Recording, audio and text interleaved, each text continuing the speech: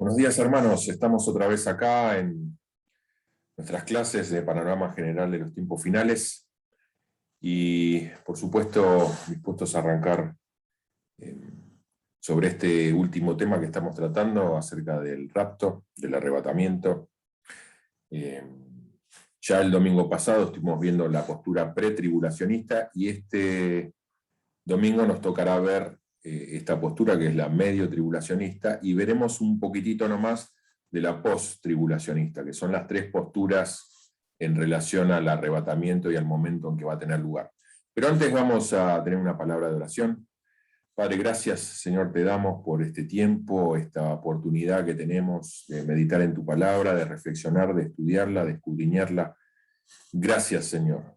Gracias por esta enorme oportunidad. Y Padre, te rogamos, como te rogamos siempre, que vos nos permitas, más allá de que este tema en particular tiene que ver con eventos futuros, que vos nos permitas, Señor, también deducir esas verdades, esas riquezas, Señor, que pueden aplicarse para nuestra vida hoy, y también a través de nosotros para la vida de otros. Así que, Padre, te rogamos esa sabiduría, ese discernimiento, ese acompañamiento tuyo, para seguir construyendo, Señor, nuestro corazón, Señor, un corazón que te ame, un corazón que te sirva, un corazón que esté dispuesto a seguir tus planes, tus propósitos para nosotros. Señor, gracias, gracias por esta gracia que nos das. En el nombre de Jesús, amén. Bien, así que arrancando ya un poquito con esta postura,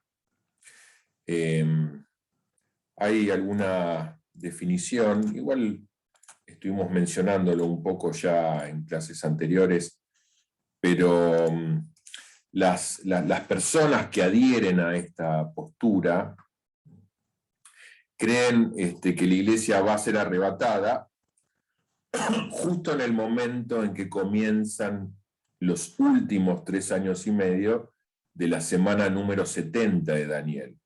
No al comenzar esta semana número 70, no al comienzo de los 7 años, sino a la mitad. Esto comenzaría exactamente a los 3 años y medio de haber comenzado.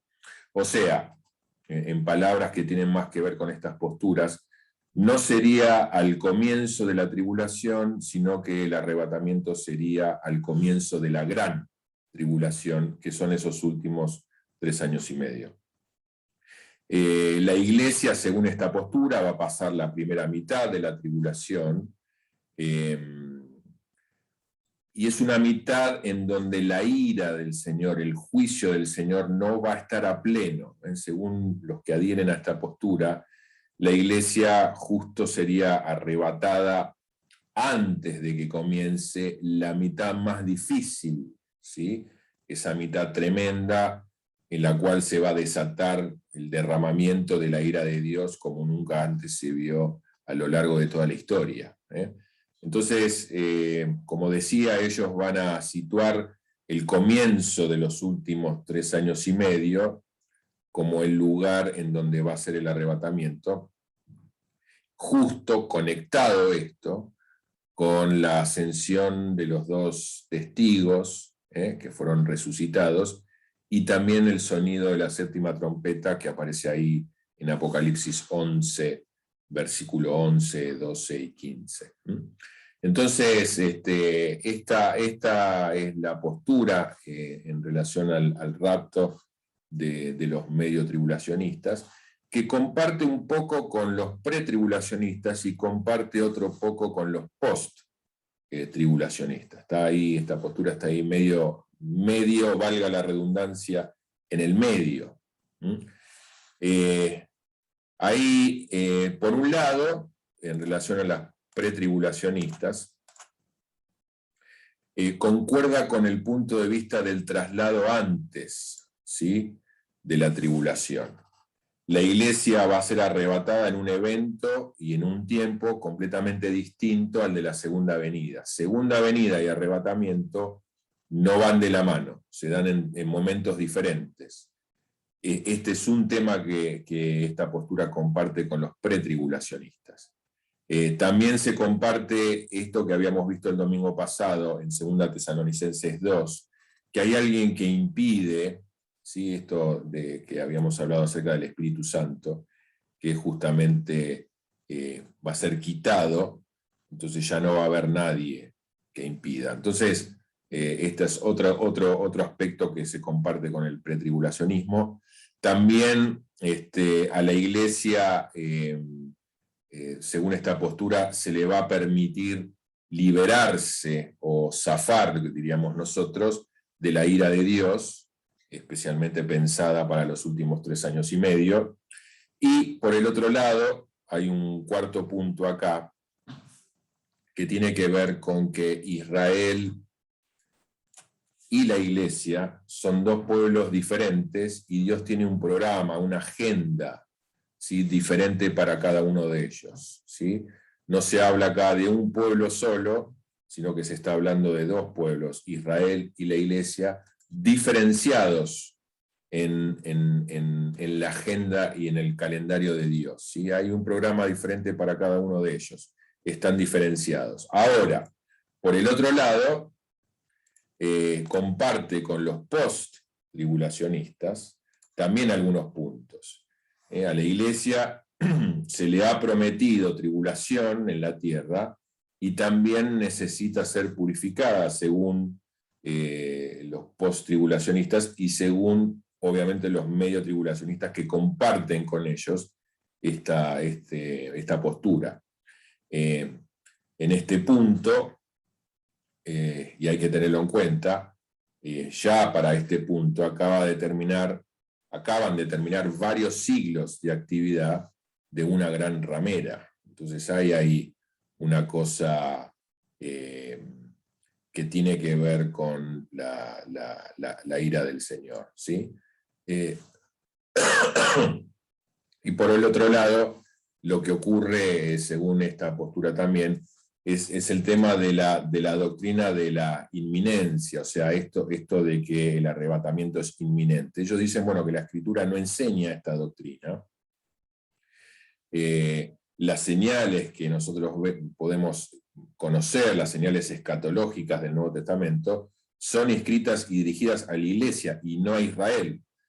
Entonces, por lo tanto, si bien en cierto grado la inminencia está presente, porque uno no sabe exactamente cuándo va a ser, no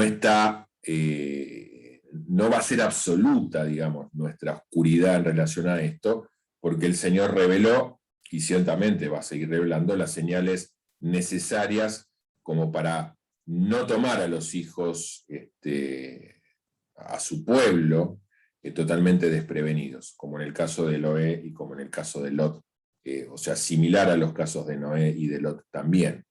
Entonces, en relación a los post-tribulacionistas, esta postura comparte estos 2 puntos. Hay una argumentación que nosotros podemos hacer en relación a esto, que si bien se han manejado algunos argumentos en favor de esta posición, básicamente no son muy diferentes a los que se han manejado en la postura que vimos el domingo pasado, la pretribulacionista, salvo, por supuesto, en esto que señalamos en este punto anterior. Salvo estos 2 puntos anteriores que vimos, no hay muchas más diferencia. Obviamente el elemento clave acá que diferencia ambas posturas tiene que ver con el tiempo de la parusía, mejor dicho, en relación a la parusía, cuándo va a ser el rapto, si 7 años antes o 3 años y medio antes. Básicamente esa es la diferencia, digamos, con el pretribulacionismo. Para resumir, podríamos decir, entonces, haciendo un pequeño repaso acá, la primera mitad de la última semana de Daniel, o sea, los primeros 3 años y medio de lo que sería la tribulación, esta semana número 70, no parece ser un tiempo tan complicado, la verdad. Al menos no muy complicado, para los cristianos, ¿sí? En el sentido de que no va a haber persecuciones tremendas, cruentas, sangrientas, o algo por el estilo. No hay muchas evidencias en los textos que mencionen mucho este tema. Más bien parece ser un tiempo de más tolerancia y sobre todo de pactos por parte del anticristo. En la segunda mitad de esta última semana es donde la cosa se empieza a complicar y ahí surge y se concentra lo verdaderamente amargo. Los pactos y la tolerancia ya se rompen y la bestia recibe toda la autoridad necesaria para finalmente concretar su sueño de poder. Su sueño de crueldad, su sueño de prepotencia, su sueño de sangre. Ese es el tiempo en que la humanidad va a experimentar la ira del anticristo y, a través de eso, la ira de Dios. Esta es la gran tribulación. De ese tiempo, según esta postura, Dios sí va a librar a la iglesia arrebatándolo de la tierra. Tanto los que hasta ese momento duerman, entre comillas, aquellos que han fallecido, como los que están vivos. Así que esa es un poco la postura medio tribulacionista. Vamos a también ver un poquito la postura post-tribulacionista. Vamos a empezar a ver nada más hoy alguna que otra cosita. Vamos a seguir el domingo que viene terminando con esto. Pero esta postura, a diferencia de las anteriores, sostiene que toda la iglesia va a permanecer en la tierra hasta el momento mismo de la segunda venida. Hasta la parusía, la iglesia se va a quedar acá. Y va a pasar a través de la tribulación y de la gran tribulación. Va a quedar acá en la tierra a lo largo de esos 7 años. Va a haber un rapto, pero justo en el momento en que el Señor venga, justo antes del juicio que va a inaugurar el Armagedón. En esta postura, el arrebatamiento, o el rapto, y la segunda venida, o la parusía, se producen juntos, y toda la iglesia existente en ese tiempo va a pasar, como ya dije, por toda la tribulación sin ser raptada, ni 7 años antes, ni 3 años y medio antes. Va a pasar los 7 años. En general, y como vamos a ir viendo también, el post-tribulacionista niega algunos de los fundamentos básicos que habíamos visto, sobre todo el domingo pasado, de la teología dispensacionalista, ¿sí?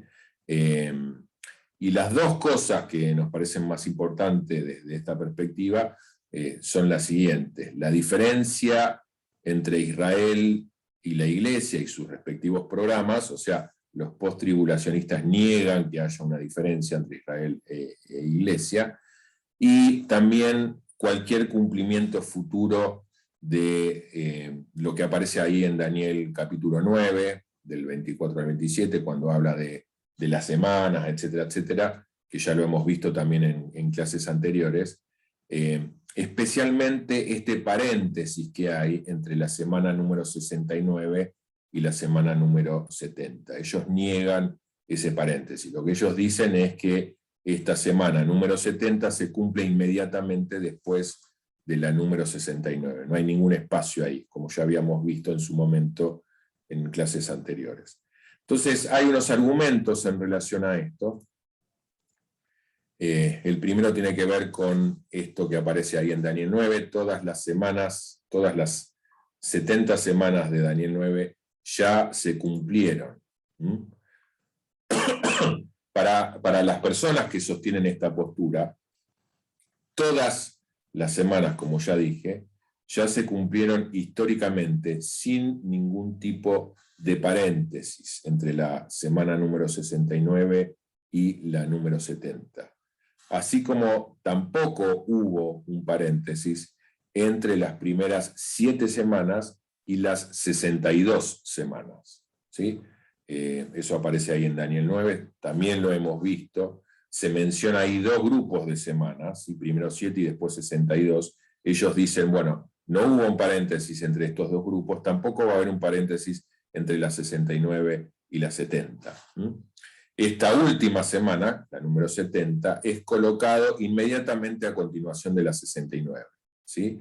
A partir de la entrada triunfal de Jesús en Jerusalén, o sea, a partir de cuando se habla ahí acerca del Mesías príncipe. Y algunas personas que sostienen esta postura cambian el valor de los últimos 7 años, o sea, de esta última semana, a 70 años, ubicando el cumplimiento final de todo ahí en el 70 después de Cristo, cuando se destruye Jerusalén y el templo, ¿sí? Ya lo habíamos visto esto también, ¿no? Todo tiene una medida de 7 años, pero esa última semana tiene una medida de 7 años por 10, o sea, son 70. Ya lo hemos hablado antes también, un poco este tema y esta postura.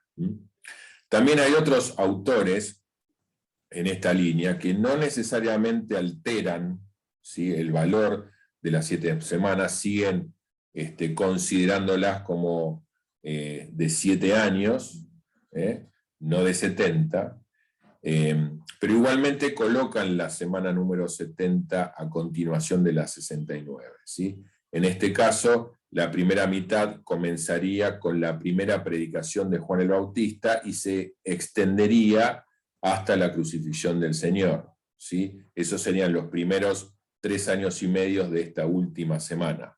Pero espero que se entienda, porque son demasiados números. Pero después de la semana 69, ahí arrancaría esta última semana, que es con la predicación de Juan el Bautista, y en el medio de esta semana estaría la crucifixión, ¿sí?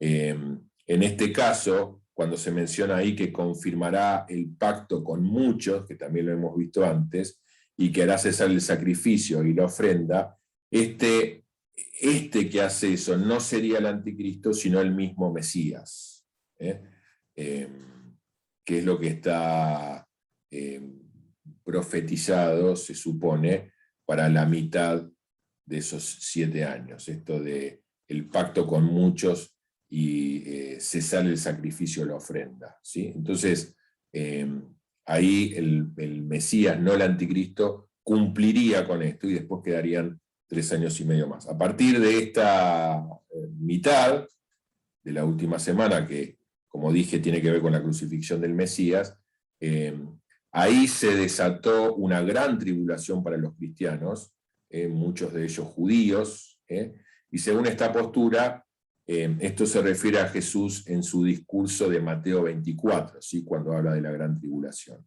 Entonces, recapitulando un poquito,